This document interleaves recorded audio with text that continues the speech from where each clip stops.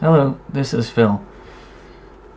I'm going to read chapter 30 from Prolonging the Agony, which is a book that I highly recommend reading. It is a sequel to the book Hidden History, The Secret Origins of the First World War. Prolonging the Agony by Jim McGregor and Jerry Doherty is a revisionist history of World War I that challenges the mainstream account of the war's causes and duration. The authors argue that rather than being an inevitable clash of nations to defend civilization, the conflict was orchestrated and deliberately extended by an Anglo-American secret elite of bankers, politicians, and financiers who benefited from the prolonged slaughter. They claim this elite manufactured events, media, and political decisions to keep the war going far beyond when it could have ended, sacrificing millions for profit, imperial ambitions, and most importantly, the weakening of Germany as a rival power. And the chapter is called The Russian Revolution Paving the Way. The seizure of power by Bolshevik revolutionaries on 25 October 1917 brought communism to Russia and major strife to the entire world for the greater part of the 20th century. For readers not versed in modern Russian history, it is important to note that the Bolshevik Revolution was very distinct from the revolution that had taken place 8 months earlier. War drained Russia literally and metaphorically. By January 17, after 2.5 years of mortal combat, 6 million young Russians had been killed, seriously wounded, or lost in action for no territorial or strategic gain. Food shortages, hunger, anti-war agitation, and civil unrest increased by the day across the Tsar's empire.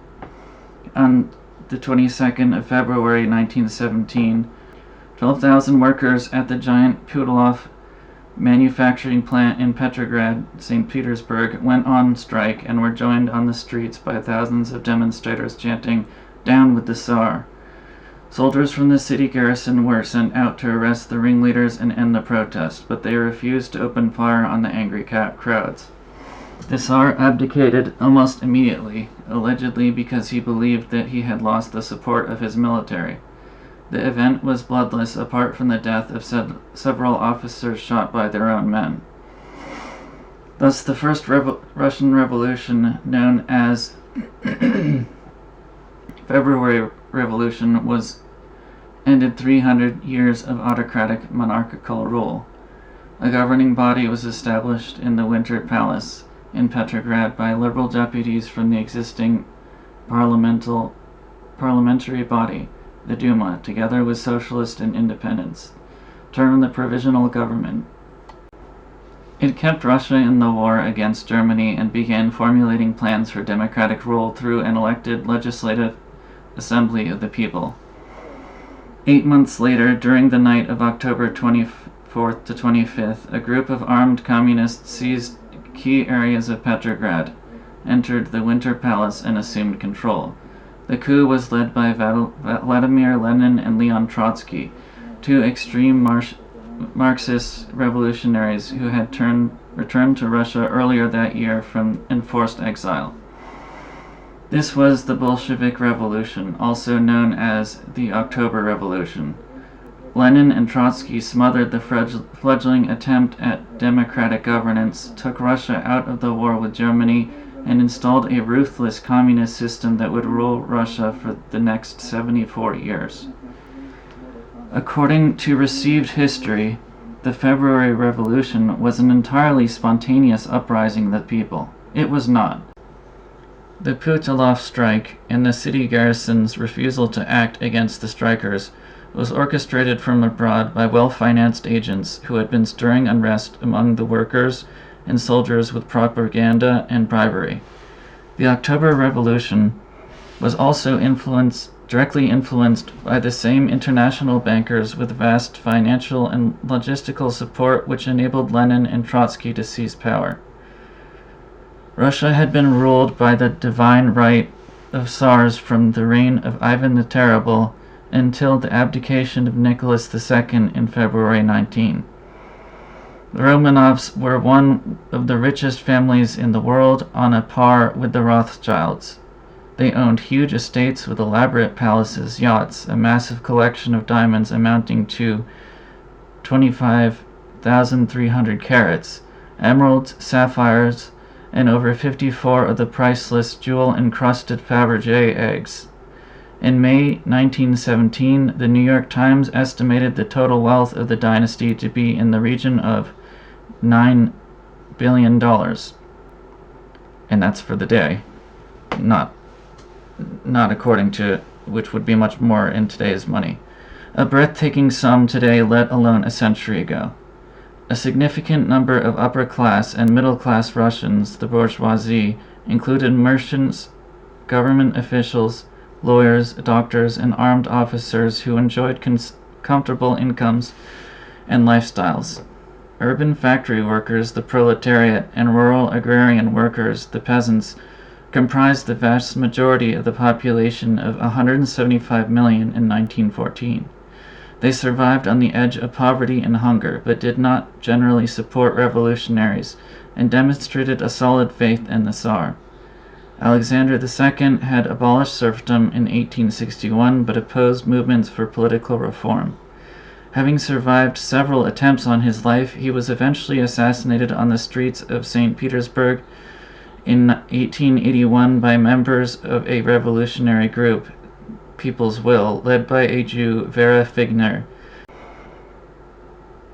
Thereafter, the Jews in the Pale of Settlement were subjected to a series of terrifying pogroms, religious ethnic massacres. Over the following decades, peasants rebelled over taxes, which left them debt-ridden and oppressed by hopelessness. Workers went on strike for better wages and working conditions. Students demanded civil liberties for all, and even the comfortable bourgeoisie began calling for representative government. In 1897, in the midst of this social upheaval, a 27-year-old Marxist lawyer and intellectual Russian radical, Vladimir Ilyich Ulyanov, was arrested by Tsarist secret police, the Okhrana, for subversive activities and sentenced to 3 years' exile in Siberia. Ulyanov was treated lightly in comparison to his older brother Alexander, who 10 years earlier plotted to assassinate Tsar Alexander III and was hanged for his troubles. Vladimir Ulyanov took the alias Lenin and would go on to become the most powerful man in Russia following the October Revolution. Born in Simbirsk, renamed Ulyanovsk in his honor in 1924, a town on the Volga some 900 kilometers east of Moscow, Lenin's father was an inspector of the province's schools. His mother, the daughter of a baptized Jewish doctor, Alexander Blank, bought the family a farm of some 200 acres near Samara for 7,500 rubles. The fact that Lenin had Jewish forebears would have absolutely no relevance were it not for the fact that many considered the Bolshevik Revolution to have been a Zionist plot. Despite attacks with pejoratives such as anti-Semitic or Jew-haters, we are neither, that are likely to be made against us for broaching this title, it is essential to examine the background of individuals involved in such major events without fear or favor. Powerful individuals within the secret elite who supported Zionism were behind the Balfour Declaration of November 2, 1917, which led eventually to the creation of the State of Israel. Within 72 hours of that declaration, the men financed and aided by these same individuals seized control of Russia. It does not require a great leap of imagination to consider the possibility that these two seismic events in world history were connected in some way. In March 1919, The Times reported, "One of the most curious features of the Bolshevik movement is the high percentage of non-Russian elements among its leaders. Of the 20 or 30 leaders who provide the central machinery of the Bolshevik movement, not less than 75% are Jews." Note that the Times differentiated between Russian and Jew, as if it were not possible to be both, while the Jewish Chronicle emphasized the importance of the Jewish influence on Bolshevism. In quotes, "There is much in the fact of Bolshevism itself, in the fact that so many Jews are Bolsheviks, in the fact that the ideals of Bolshevism at many points are consistent with the finest ideals of Judaism." Unquotes. Another Jewish journal, American Hebrew, reported, "What Jewish liberalism and Jewish discontent have so powerfully contributed to produce in Russia the same historic qualities of the Jewish mind are tending to promote in other countries. The Bolshevik Revolution in Russia was the work of Jewish brains, of Jewish dissatisfaction, of Jewish planning, whose goal is to create a new world order in the world. What was performed in so excellent a way in Russia, thanks to Jewish brains and because of Jewish dissatisfaction and by Jewish planning, shall also, through the same Jewish mental and physical forces, become a reality all over the world." End quotes. It is interesting to note that in 1920, just 3 years after the Balfour Declaration, Jewish journals were openly discussing the primacy of Jews in creating a new world order. Rabbi Stephen Weiss later commented on the Russian situation, "Some call it Marxism, I call it Judaism." Alexander Solzhenitsyn, a victim of the communist regime who spent many years exiled in Siberia and was later a recipient of the Nobel Prize in Literature, was emphatic that Jews were not involved in the first revolution. In quotes, "The February Revolution was not made by the Jews for the Russians. It was certainly carried out by the Russians themselves. We were ourselves the authors of this shipwreck." Solzhenitsyn, however, added, "In the course of the summer and autumn of 1917, the Zionist movement continued to gather strength in Russia. In September, it had 300,000 adherents. Less known is that Orthodox Jewish organizations enjoyed great popularity in 1917, yielding only to the Zionists and surpassing the socialist parties." He also observed, "There are many Jewish authors who to this very day either deny the support of Jews for Bolshevism or even reject it angrily, or else only speak defensively about it. These Jewish renegades were for several years leaders at the center of the Bolshevik Party, at the head of the Red Army, Trotsky, of the All-Russian Central Executive Committee, of the two capitals of the Comintern." End quotes. Two other quotes attributed to Alexander Solzhenitsyn, not in this book, are worth repeating. "We can not state that all Jews are Bolsheviks, but without the Jews there would have been no Bolshevism. For a Jew nothing is more insulting than the truth. The blood-maddened Jewish terrorists murdered 66 million in Russia from 1918 to 1957. End of first quote. You must understand, the leading Bolsheviks who took over Russia were not Russians. They hated Russians. They hated Christians. Driven by ethnic hatred, they tortured and slaughtered millions of Russians without a shred of human remorse. It cannot be overstated. Bolshevism committed the greatest human slaughter of all time. The fact that most of the world is ignorant and uncaring about this enormous crime is proof that the global media is in the hands of the perpetrators. Is it not interesting that given that the Jews were in power during the Russian Revolution, they managed to kill and commit genocide, and again in Israel they are doing the same. Jewish power is indeed a frightening reality.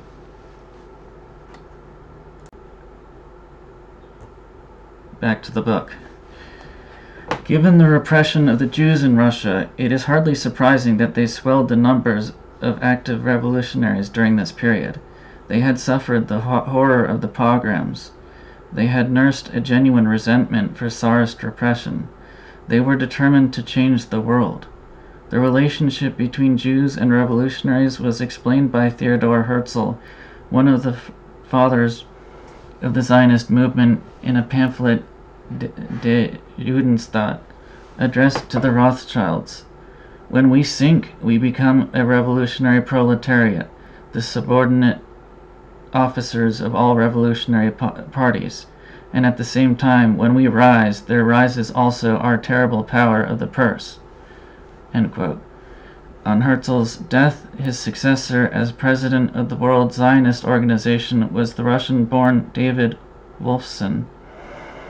In his closing speech at the International Zionist Congress at The Hague in 1907, Wolfson pleaded for greater unity among the Jews and said that eventually, in quotes, "they must conquer the world." End quote. He did not expand on the role that Jewish Bolshevik revolutionaries might play in this Jewish global aspiration, but from his position it seems apparent that political Zionism and the future homeland certainly would. Wolfson's successor as president of the Zionist organization in 1911 was Otto Warburg, a noted scientist and relative of the Warburg banking family, which features heavily in this book.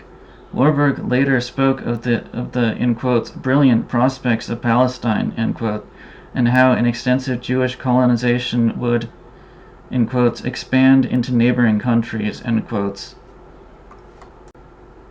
A report in 1919 from the British Secret Service revealed, "There is now definite evidence that Bolshevism is an international movement controlled by Jews.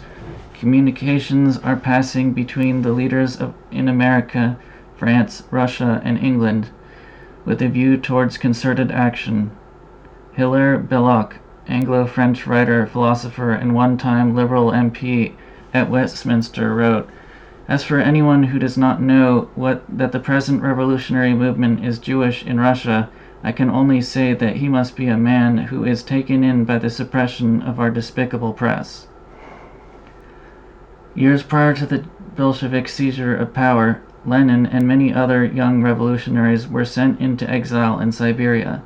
Among them was Leon Davidovich Bronstein, alias Leon Trotsky, who was sentenced to 4 years in the frozen wilderness. Trotsky was a Marxist like Lenin and knew him well, but he initially sided with a softer faction of the socialists rather than Lenin's hardline Bolsheviks. He later switched his allegiance to Lenin when both were financed by Western bankers to seize power in October 1917.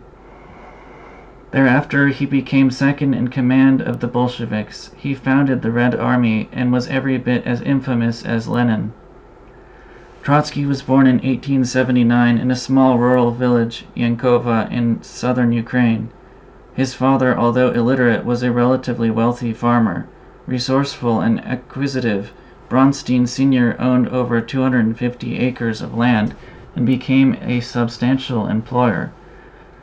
Both of Trotsky's parents were Jewish, but unlike his agrarian father, his mother was an educated and cultured city dweller from Odessa. Religious observance was of little importance to either, but they sent Leon to a Jewish school. In 1902, Trotsky escaped from exile in Siberia, leaving behind his wife Alexandra and their 2 young daughters. According to Trotsky, it was Alexandra who had insisted that he put his duty to revolution before family. Trotsky blamed fate for their separation, but his actions suggested unbridled pragmatism and an urge to free himself from a burden in order to move on to higher things. Soon after abandoning his wife and children in Siberia, he divorced Alexandra and married Natalia Sedova, daughter of a wealthy merchant. In the early years of this century, numerous other revolutionaries who had either completed their exile or escaped from Siberia left Russia for cities in Western Europe. Many thousands more made their way to New York, where they formed a powerful revolutionary group in exile. Banned from St. Petersburg, Lenin and a fellow activist, Julius Martov, made their way to Munich in Germany, where they promoted the Russian Social Democratic Labour Party, RSDLP. Lenin believed the party had to be run from outside Russia. The RSDLP named its journal Iskra, the Spark, believing that out of that spark the flame of revolution would spring. in quotes, the agents would distribute it, spread party propaganda through local cells, and channel information to the Central Committee. The journal would help create a cohesive party that until then had consisted of a series of independent groups, end quote. Lenin firmly believed Karl Marx's dictum that capitalism would eventually disintegrate in Russia and elsewhere because it carried within it the forces of its own destruction. Thereafter, power would be grasped by the workers, the men and women who were exploited by capital. In late 1901, harassed by the Munich police, Lenin and the Iskra editors moved to Finsbury in London, where they were joined for a time by Leon Trotsky. Arguments about the best means of instigating revolution in Russia and elsewhere led to ever-increasing conflict, especially between Lenin and his friend and comrade Julius Martov. Internal wrangling exploded at the 1903 Party Congress, which began in Brussels in July, but was suspended after pressure by the Russian embassy, led to fear of police persecution, and forced the delegates to complete their business in London. It was the first major conference that was truly representative of party delegates from Russia and all over Europe. The Congress was attended by representatives of 25 recognized social democratic organizations who had 2 votes each. For some reason, each representative of the Jewish Workers' Organization, the Bund, had 3 votes in virtue of the special status accorded to it by the First Congress. The Congress was dominated by the Iskra group, but Lenin realized that they could not carry the party forward in the way he desired. So he deliberately split it. Consequently, the revolutionaries divided into hard and soft factions.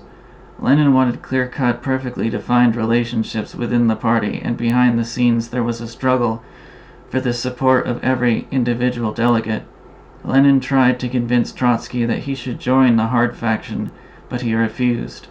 The hard was led by Lenin, who proclaimed his followers to be Bolshinstvo, the men in the majority, and thereafter they became known as Bolsheviks.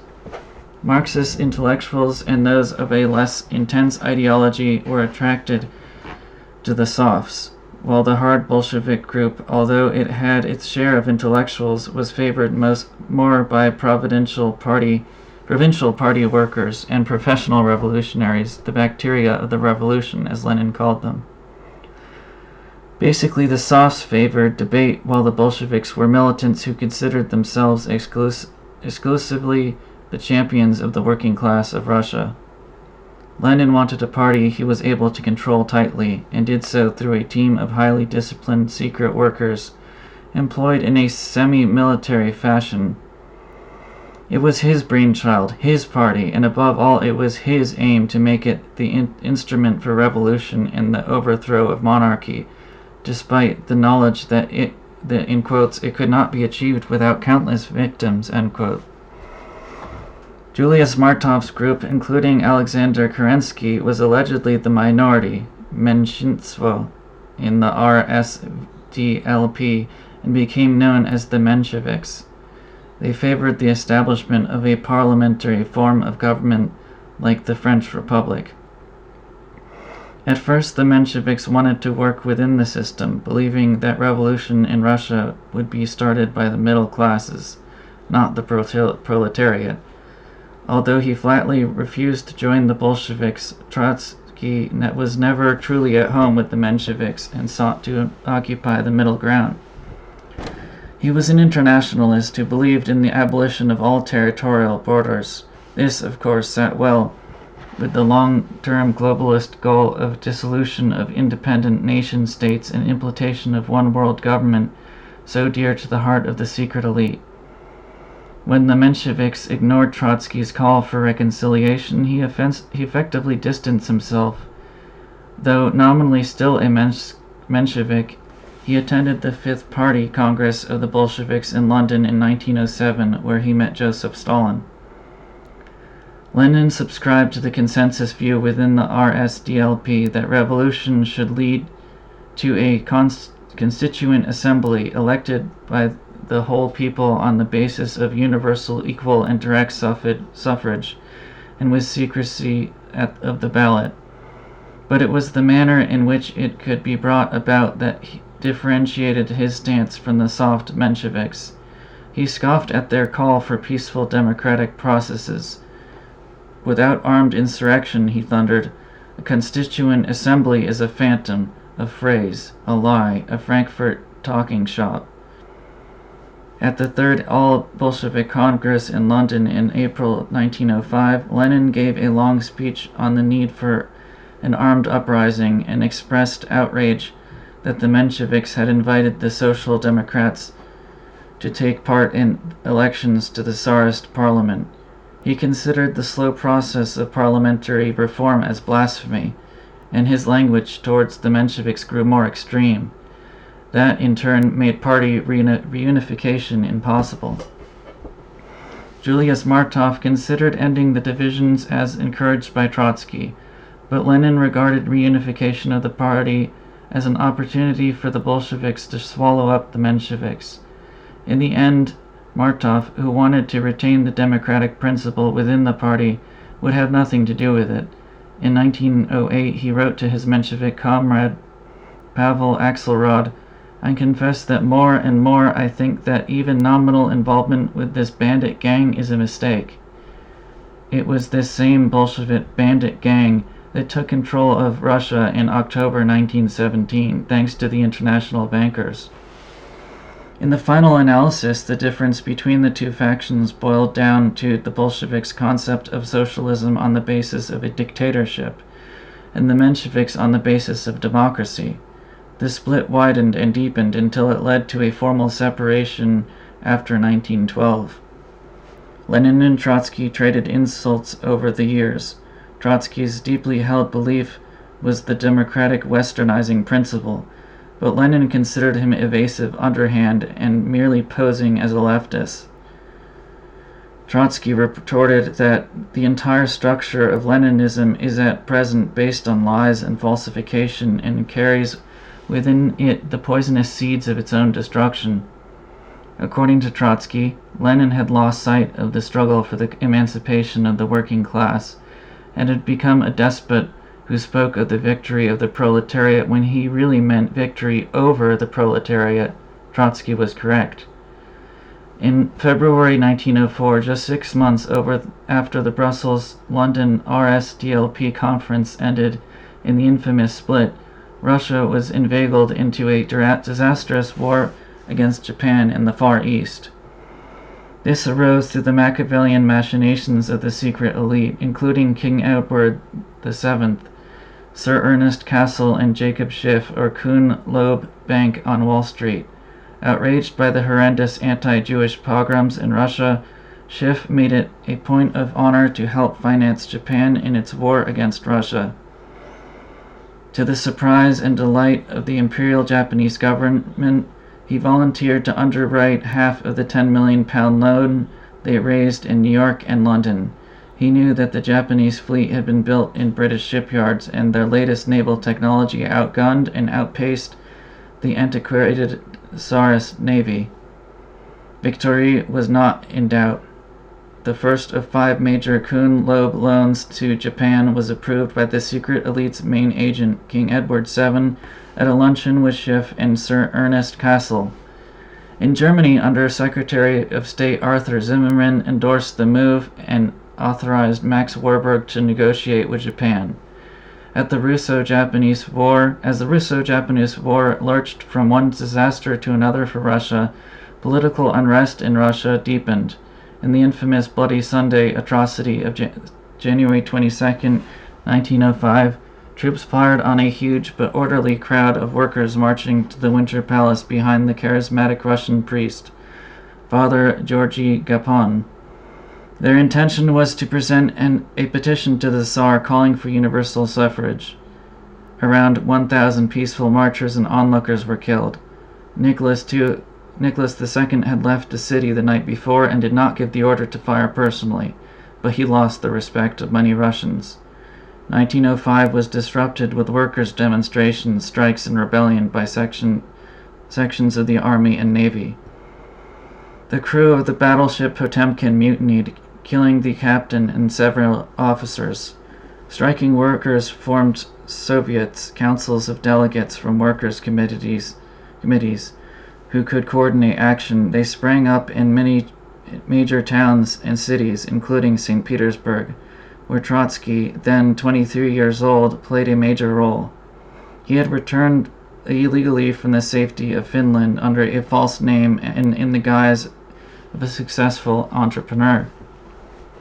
Trotsky immediately wrote proclamations for distribution in factories and posted them throughout the city. In October 1905, a local strike by print workers flared into a national protest.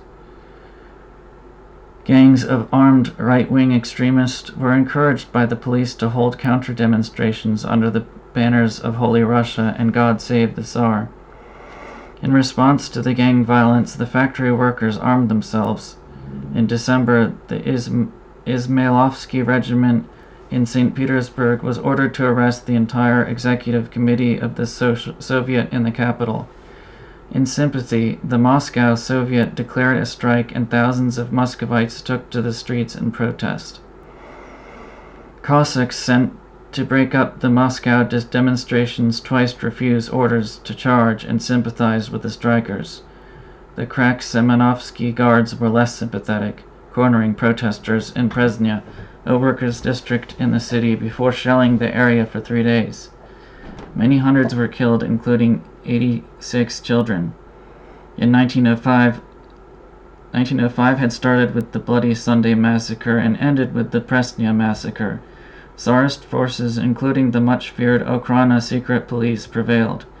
Later that year, Trotsky and 13 other members of the St. Petersburg Soviet were arrested for political scheming and spent 13 months as prisoners in the city jail awaiting trial. In January 1907, each was given a life sentence of exile in a small Siberian village above the Arctic Circle, 600 miles from the nearest railway station. Trotsky escaped on his journey into exile and trekked for hundreds of miles through the Urals before making his way to Finland, from where, after an extremely frosty meeting with Lenin, he went on to Stockholm and then Vienna. Nicholas II ruthlessly persecuted the insurrectionists, yet introduced measures of reform, including some basic civil liberties and the creation of a state assembly, the Duma. It was similar to a parliamentary-type elected body, but much like the British Parliament in the early 19th century, only male property owners and taxpayers were represented. The Tsar retained power over state ministers, who answered to him, not the Duma. If he was dissatisfied with the representative body, it could be dissolved at will and fresh elections had. Unrest continued.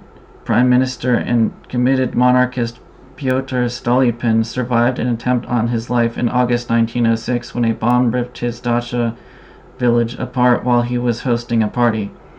28 of his guests were killed and many injured, including his 2 children. In 1907, Stolypin dissolved the Second Duma and restricted the franchise by sacking a number of liberals and replacing them with conservatives and monarchists. In a further attempt to counter the revolutionaries, he enforced a police crackdown on public demonstrations of dissent. On a more liberal note, Stolypin introduced agrarian reforms which helped many peasants desperate for land. This resulted in huge year-on-year increase in food production.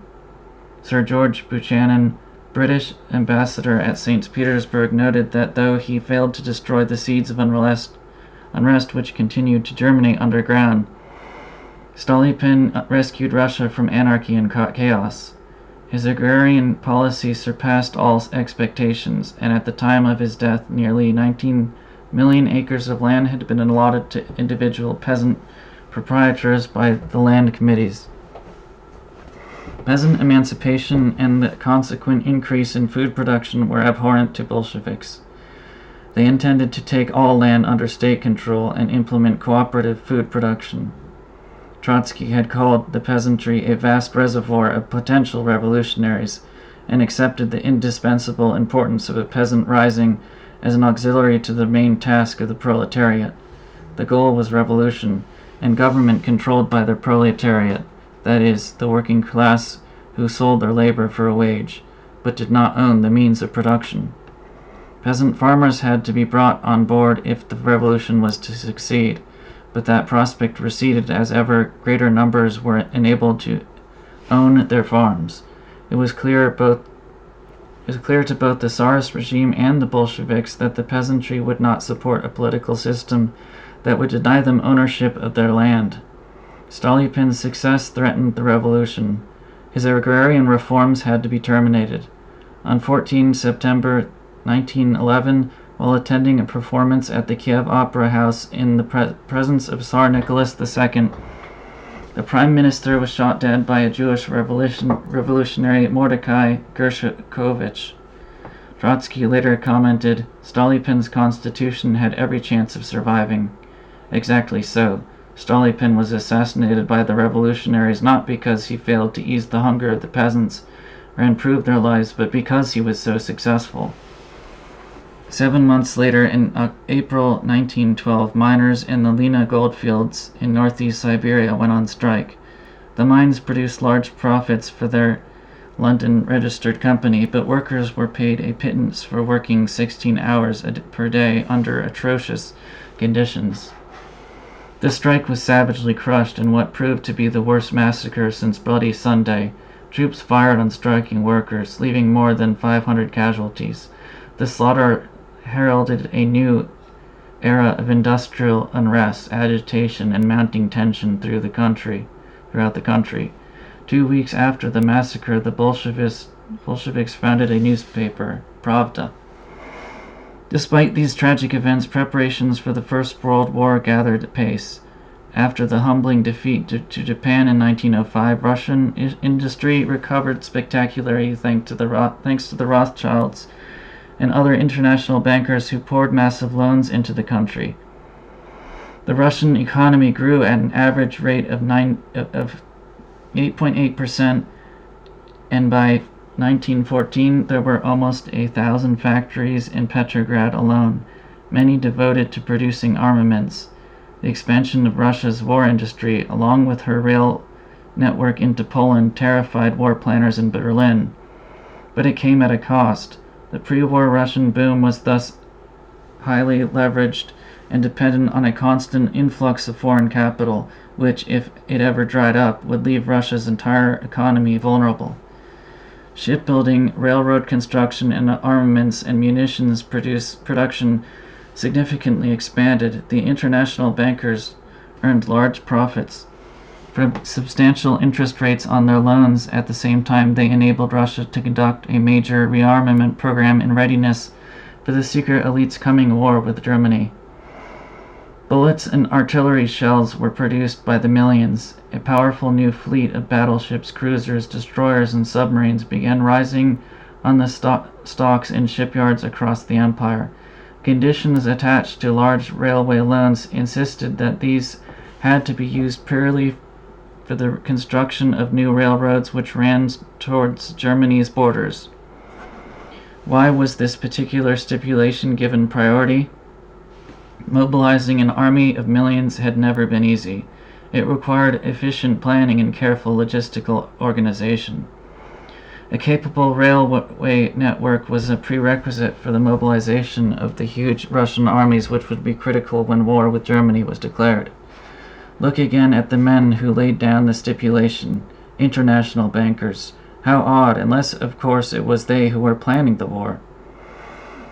In late 1914, Tsar Nicholas II, urged on in his recklessness by the French President Poincaré and secret understandings with the British government, used the pretext of protecting Serbia against Austrian retribution to force Germany to declare war.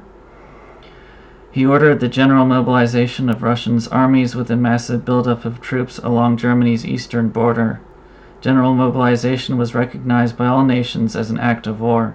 Faced with invasion by millions of Russian troops, Germany was left with no choice but to mobilize her own forces and go to war with Russia. To repay the Tsar for his loyalty, the secret elite dangled before him the huge carrot of Russia's ultimate dream.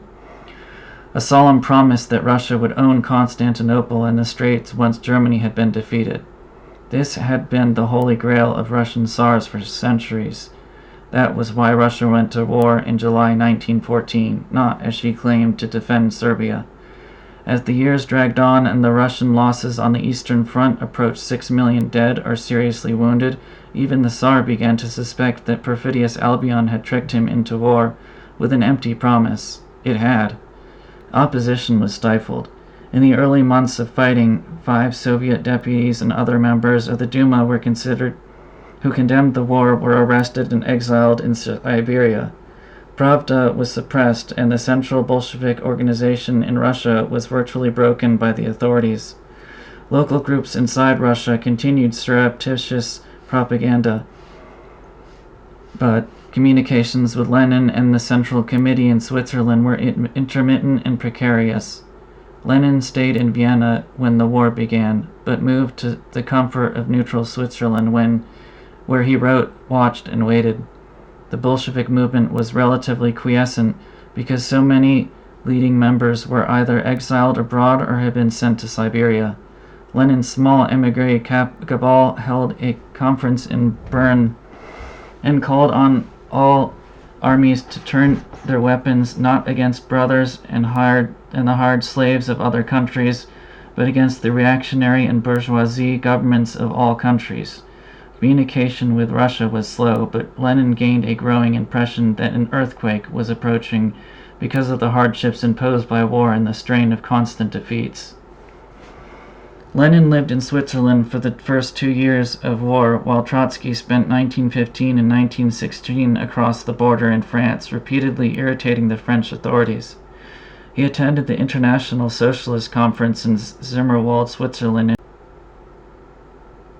September 1915, which called for an end to the war and wrote inflammatory articles for a small anti-militarist Menshevik journal, Naše Slovo, our word.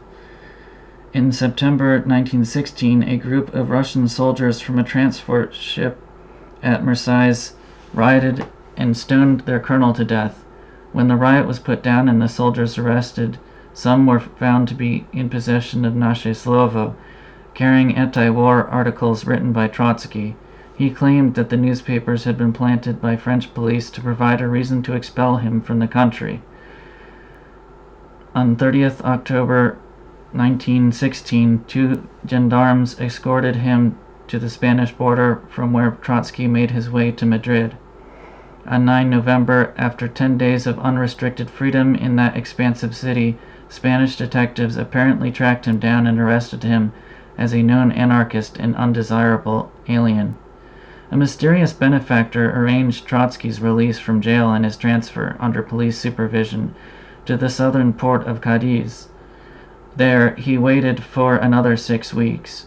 On 24 November, Trotsky wrote a long and revealing letter to his comrade Moisei Uritsky in Copenhagen, in which he confessed that when he arrived in Cadiz, he had only about 40 francs to his name.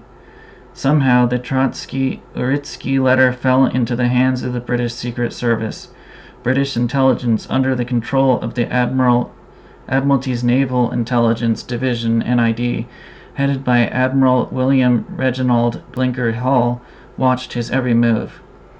Blinker Hall played a central role for the secret elite inside the Admiralty, and among his dubious achievements, he maneuvered the Lusitania into the jaws of a German U-boat off the south coast of Ireland in 1915 and monitored communications between the American Embassy in London and Washington. But who was Moisei Uritsky? A Russian lawyer, Uritsky was a member of the Jewish Socialist Party, the Labor Bund, and spent a period of time in exile. After the Bolsheviks seized power, Uritsky was installed as head of the Petrograd division of the feared Bolshevik secret police, the Cheka, and directly responsible for the torture and death of many innocents. In Copenhagen, Moisei Uritsky was closely associated with another revolutionary plotter, Alexander Israel Helphand Parvus, a very important player in secret elite intrigues. These connections cannot be explained by chance. After a relaxing stay in Cadiz, Trotsky was taken to Barcelona to be deported to New York. Why Barcelona? Cadiz was an equally important seaport with closer connections to New York. According to Trotsky, I managed to get permission to go there to meet my family. Trotsky's second wife, Natalia, and their 2 sons were brought by special arrangement from Paris to join him in Barcelona, where they were taken on tourist trips by the detectives. From whom did he get permission? This was not normal behavior. First-class prison cell, hotels in Cadiz and Barcelona, sightseeing with his detectives. The man was not being treated as an undesirable alien. He and his family were being pampered. At Barcelona on Christmas Day 1916, they boarded the Spanish passenger ship Montserrat to New York. Immigration Service archives relating to foreign nationals arriving at Ellis Island in 1916 indicated that the Trotsky family traveled first class to New York. Moreover, information collected by American immigration showed that the fares had been purchased for him, not by him. By who? A fellow passenger, on one of the few with whom Trotsky engaged, was the light heavyweight prize fighter Arthur Craven, who had recently been defeated in a world title fight in Barcelona in front of a crowd of 30,000. The purpose behind Craven's journey is unknown, but the intriguing possibility has been raised that he was a British agent sent to glean as much information as he could from Trotsky. On arrival in New York, he would then have reported to Sir William Wiseman, head of the British intelligence in the United States. There is the additional possibility that the tall, powerfully built Craven was sent to act as Trotsky's personal bodyguard on the ship and on their arrival in the U.S. This is not as fanciful as it might first appear. He had clearly been exceptionally well protected by plainclothes police officers throughout his time in Spain. Trotsky's expected arrival in the United States had been published in the American press at the very time anti-German propaganda and pro-war jingoism moved into overdrive. The international bankers who were to use him as one of their major pawns in their Russian intervention wanted no mishap to befall a key player before the game had even started. Montserrat arrived in New York late at night on January 13, 1917. The passenger manifest prepared for the U.S. immigration authorities revealed that Trotsky was carrying at least $500, an equivalent of $10,000 today. His initial residence was given as the exclusive Astor Hotel in New York. The reservation had been made for him by persons as yet unknown. Trotsky failed to record in his autobiography that he and his family stayed at the Astor, but related how he rented an apartment in a workers' district, paying 3 months' rent in advance. The apartment on Vice Avenue in the Bronx had every convenience, including a gas cooking range, bath, telephone, automatic service elevator, and a chute for garbage. There was even a concierge. Perhaps most astonishingly of all, the family used a chauffeured limousine. Trotsky, the impoverished, undesirable revolutionary, had enjoyed a first-class cell in Madrid, stayed at very pleasant hotels in Cadiz, and then Barcelona for 6 weeks, went on guided tours with his family, traveled first class on 13-day voyage to New York, stayed at a luxury hotel before renting an excellent apartment in New York, and enjoyed stylish living standards and a chauffeur. How? In stark contrast to his immense good fortune, concurrent events in Russia precipitated disaster. The Tsar and military authorities recognized that civilian discontent was once again rampant throughout the country. They were likewise acutely aware that gigantic forces were at work fomenting a revolutionary movement on an unprecedented scale. In late 1916 of December, the highly controversial Russian faith healer Grigory Rasputin was brutally murdered. The Tsarina had fallen completely under Rasputin's influence in 1907, when she came to believe he had the power to save her hemophiliac son. Other violent events presaged the earthquake Lenin had predicted, but the Tsar hoped to ward off revolution by gaining victory in the war and seizing the great prize of Constantinople. Desperate to achieve this, Russia's most able military leaders planned a great summer offensive in 1917 with upwards of 7 million troops on the Eastern Front. They intended to breach the gates of Berlin, Vienna, and Constantinople. Insufficient artillery was a problem, but they were confident that Britain and America would supply it. The Russians believed that the very pressure of this colossal army, combined with simultaneous offensive by the British and French on the Western Front, would have beaten Germany to her knees and would have led to an overwhelming victory by September 1917. The secret cabal in London had no need for a massive Russian offensive to win this war. From the earliest days of 1915, all that was needed to achieve victory was to stop supplies of food, oil, minerals, gun cotton, and the wherewithal to produce munitions in Germany. The secret elite had promised the Tsar that Russia would have Constantinople as a just reward at the end of the war, but were determined that it would never come to pass. The Allies had sacrificed 250,000 men on the Dardanelles and Gallipoli campaigns in 1915, though, as explained earlier, these were deliberately set to fail in order to keep the Russians out of Constantinople. The secret elite would certainly not allow Russia to take possession of the Ottoman capital in 1917 through a major Russian offensive that would end the war. The secret elite intended to carve up the Ottoman Empire for themselves, and Russia would not be permitted to interfere.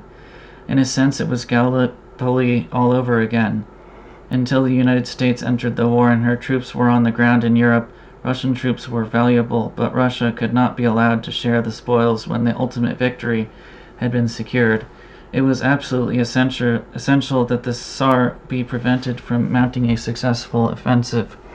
In 1917, a conference of the Allies in St. Petersburg was hastily arranged, theoretically to discuss the proposed offensive, reach an agreement for supplying vital armaments, and boost Russian morale. Stepped forward Alfred Milner, undisputed master of the secret elite, to lead the British delegation. According to cabinet papers, Milner was authorized to give assurance on supplies to Russia if, in his estimation, the Russians could make good use of them. What power? Armament supplies to Russia were crucial to the proposed offensive, yet Milner was given personal authority to decide whether or not Britain would supply them. In his hands alone lay the power to determine whether the war would end in the summer-autumn of 1917 or continue beyond. If artillery was not provided, Russia's summer offensive and consequent victory was a lost cause, and the Tsar's fate sealed. Milner and the British delegation sailed from Oban in Scotland in January 20th, 1917. According to Bruce Lockhart, British consul in Moscow, rarely in the history of great wars can so many important ministers and generals have left their respective countries on so useless an errand. The British mission was the largest, with Lord Milner, his political advisers Lord Revelstoke, a banker, and George Clerk, together with his military advisers Sir Henry Wilson and 5 other generals. The French sent 1 politician and 2 generals, the Italians a politician and a general. Why was there such a ridiculously heavy presence of generals in the British delegation? The role of General Sir Henry Wilson, who was closely linked to the secret cabal, was to give military approval to the final decision. Wilson hung on Milner's every word and would never have contradicted him. In turn, few, if any, British generals would have dared contradict General Wilson. They had discussions with senior members of the Russian armed forces, but the generals were said to be decidedly underimpressed. It was apparently a useless errand, just as the British consul had said, but in reality it was completely successful in its real mission, to block any Russian success in taking Constantinople. Milner undertook the long, dangerous journey. Lord Kitchener had been killed on a similar voyage from Scotland to Russia in 1916, and may I add, that was on purpose, and his boat was led into a landmine on purpose. They wanted to get rid of Lord Kitchener in order to get rid of his ideas on a just peace. for the Versailles Treaty was not a just peace. Anyway, back to the book. Lord Kitchener had been killed on a similar voyage from Scotland to Russia in 1916, despite being advised not to go by a fellow member of the secret elite, Lord Esher. On the day he arrived in Petrograd, before he had even met or discussed the armament proposal with the Russians, Milner made no attempt to conceal his doubt. From the very start, he used the inefficiency of the Russians as an excuse to turn down their request for artillery. He held several meetings with the Tsar, warning him that if Britain was to hand over her vital heavy guns, it was necessary for Russia to prove that her own supplies were exhausted. Additionally, Milner had to be assured that Russia could defeat Germany in the proposed military operations. Milner added bluntly that it had come to his notice from many independent, well-informed sources that Russia had failed to fully exploit her manpower and her own vast resources. Milner promised Nicholas II nothing. On 3 March 1917, he arrived back in London and informed the government of his decision: no guns for Russia. 3 days later, in his formal report to the War Cabinet about the events that took place at the Allied conference in Russia was dismissive.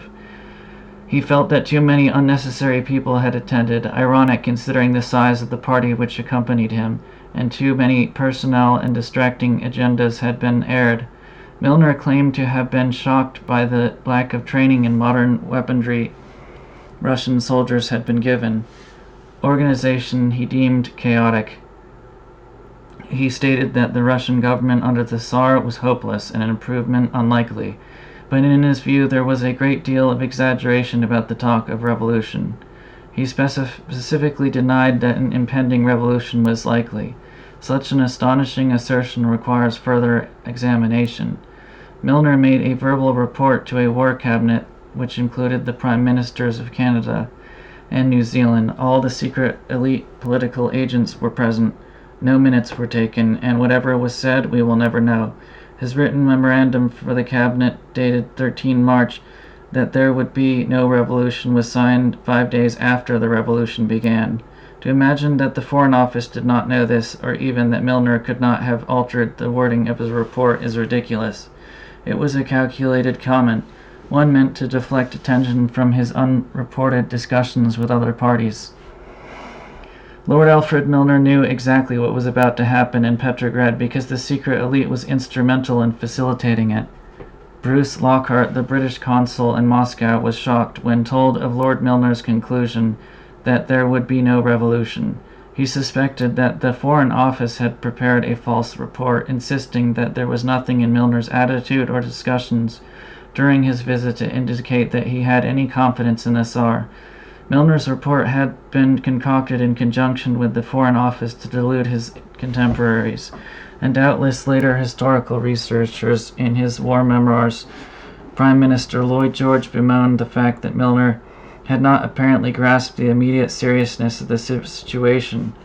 Having regard to the warnings which were blaring at them in every direction, it is incomprehensible that they should have been so deaf and blind.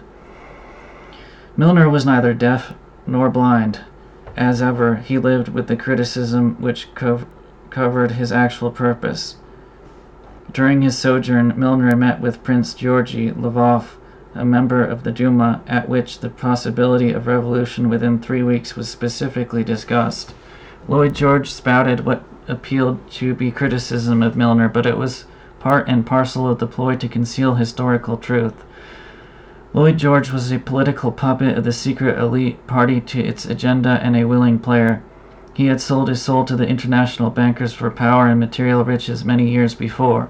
Almost 3 weeks to the day after Milner's private discussions with Prince Lvov, the so-called spontaneous revolution took place in Petrograd. Tsar Nicholas subsequently abdicated and Lvov was installed as prime minister. Untangling the secret elite's web of intrigue during the Russian mission is no simple matter, but be certain of one thing: Alfred Milner was not a man to waste his time, let alone risk U-boat-infested seas to journey to Russia in the depth of winter, unless it was a matter of the gravest importance. It was no coincidence that he was in Petrograd less than 3 weeks before the revolution exploded. He saw what was happening, and he knew what was about to happen. The question of supplying Russia with artillery was most definitely not the reason for the visit. His presence at what was termed an Allied conference was the perfect cover, for Milner had far more important business. Crucially, at that time, secret elite agents were supplying monetary bribes to workers' leaders at the giant Putilov factory and to soldiers of the local garrison. The groundwork for imminent revolution was in motion while Milner was in Petrograd. We know that he had private talks with the Tsar, and it is not beyond the realm of possibility that Milner warned Nicholas II that British intelligence had sound evidence that serious disorder was about to erupt in the capital, disorder which would present an immense threat to the Tsar's personal safety and that of his beloved children. The key objective of this secret elite exercise was to manipulate their own agents into power in Russia. Nicholas had served his purpose. Did Milner urge Nicholas to consider abdication with promises that he and his family would find a safe refuge in Britain? The speed with which the Tsar abdicated in his lack of fight surprised many. Milner's involvement is not some far-fetched theory. He was accused in Parliament of making speeches in Russia which went unreported in Britain because of the press censorship. The Irish national leader John Dillon berated Milner for apparently supporting the Tsar's regime and spouting nonsense in Moscow, denying the state of popular agitation in Russia. When he returned to London, Milner was reported in the Times as saying, "It was quite wrong to suppose that there is in Russia any controversy about the waging of the war." It was, of course, nonsense, but such claims served to deflect attention from what was actually happening. 2 days later, the revolution began. In reply to questions in Parliament on April 3, 1917, Andrew Bonar Law, Chancellor of the Exchequer and an associate of the secret cabal, stated, "I have seen statements emanating from our enemies that it was owing to Lord Milner that the Tsar was overthrown." What? Milner clearly made unreported speeches and met unreported persons. But what more did the Germans know? Where is the proof that Milner caused the overthrow of the Tsar? Yet again we reach an impasse on Milner's activities. Reports and records were afterwards removed, correspondence burned on his orders, and any evidence of his machinations destroyed. Whatever else, Alfred Milner was no innocent abroad. He knew what was going on because, like his Rothschild secret elite friends, he had his finger on the pulse before the heart could beat. If the received history of the First World War is true, why would he turn down the chance to offer Russia material support for its massive summer offensive, an offensive that most likely have shattered the enemy forces on the Eastern Front and brought the war to a successful conclusion? Why turn down lucrative bank loans to Russia for weapons and the substantial profits for British armaments companies which manufactured those weapons? The answer was, as always, Constantinople. The Russians could never be allowed to take possession of Constantinople. While the Tsarist authorities were doing their utmost to dampen the revolutionary flames, the secret elite was fanning them. In an article in the New York Times, the explorer, journalist, and Russian expert George Kennan revealed that in early 1917, Jacob Schiff of Kuhn Loeb Bank on Wall Street financed Russian revolutionaries through an organization called the Society of the Friends of the Russian Freedom. Indeed, Schiff had financed Russian revolutionaries from at least 1905. The Tsar had conferred with George Buchanan, British ambassador in Petrograd, informing him that if the planned offensive could not proceed through lack of artillery supplies from Britain, he intended to sue for peace with Germany. Nicholas II had no inkling of the extent to which Britain was determined to prevent any dialogue between Russia and Germany. The British ambassador in Russia himself was at the center of a scheme to overthrow the Tsar if he lost his stomach for war.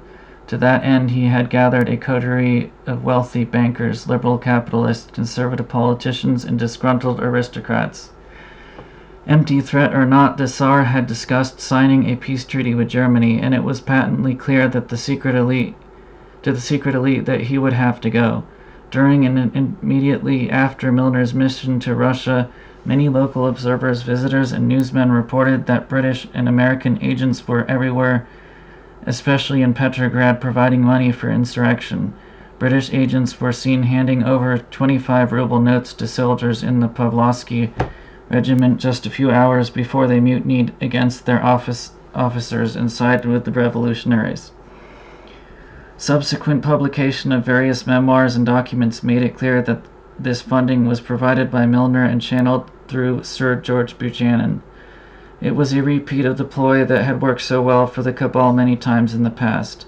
Round Table members were once again operating on both sides of the conflict to weaken and topple a target government. Tsar Nicholas had every reason to believe that, since the British were Russia's trusted allies, their officials would be the last on earth to conspire against him. Yet, the British ambassador himself represented the hidden cabal, which was financing the regime's downfall. And this is the end of the chapter. The next chapter continues on this theme. Important points are: the looting of Russia's gold, diamonds, and other precious stones began immediately, greatly aided by fraudulent U.S. Red Cross missions headed by a Wall Street banker. They stripped the country of its entire wealth in return for armaments and munitions. Civil war began, and a Red Terror was commenced, with millions of ordinary citizens tortured or slain. 2 agents of the secret elite, 1 American and 1 British, were admitted to the heart of the Bolshevik administration and had instant access to both Lenin and Trotsky. An international bank was set up by Bolsheviks, and international bankers from Stockholm and New York placed in charge. Most were linked either directly or indirectly to the Rothschilds. Thus there was a great conspiracy between the Anglo-American, what is called the Anglo-American Establishment, international banking, and the Bolshevik leaders, who were mostly Jewish, to destroy Russia and take its resources and sell them at a cheap price to overseas to Wall Street, the likes of Wall Street bankers.